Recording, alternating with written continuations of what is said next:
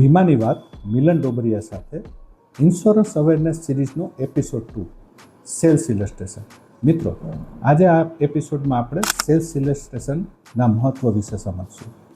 જ્યારે તમે કોઈ પણ પ્લાન સમજો છો તો એ સેલ્સ ઇલસ્ટ્રેશન સાથે જ સમજવો જરૂરી છે, કારણ કે આ સેલ્સ ઇલસ્ટ્રેશન ભવિષ્યમાં તમારા પોલિસીનો પાર્ટ થવાનો છે. તો તમારા એજન્ટ મિત્રો પાસેથી કંપનીનું ઓથોરાઇઝ સેલ્સ ઇલસ્ટ્રેશન માગો અને એમાં શું શું ચેક કરશો. પહેલું, તમારી ઉંમર. બીજું, પ્લાનનું નામ.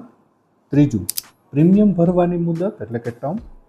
ચોથું, પોલિસીની ટર્મ એટલે કે મુદત. પાંચમું, વીમાની રકમ. છઠ્ઠું, મેચ્યુરિટી એમાઉન્ટ એટલે કે પાકતી મુદતે તમને શું મળવાનું છે. સાતમું, સર્વાઈવલ બેનિફિટ એટલે કે પોલિસીની વચ્ચેથી તમને કોઈ લાભો મળવાના છે તો એની વિગતો.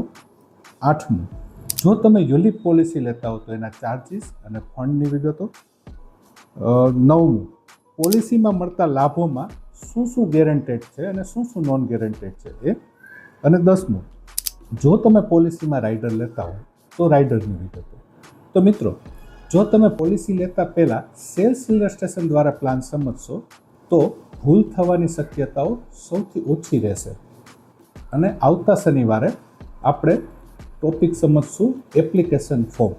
તો આવતા શનિવારે મળીએ. Thank you.